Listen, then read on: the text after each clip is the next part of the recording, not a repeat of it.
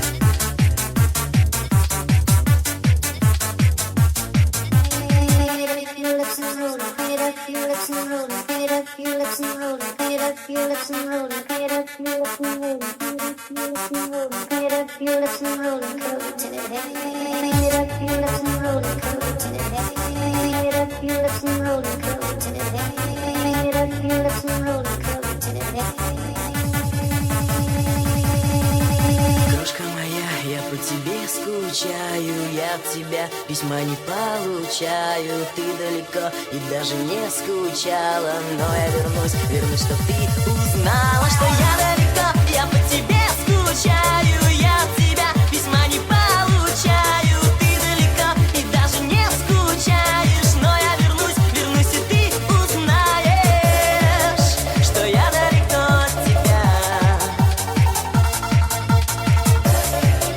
Вставай, Санем, Ну, вставай, ты уже покакал. нет, Покакал, давай вставай. нет. На, Я бумажку. сказал нет. Давай жопу сюда.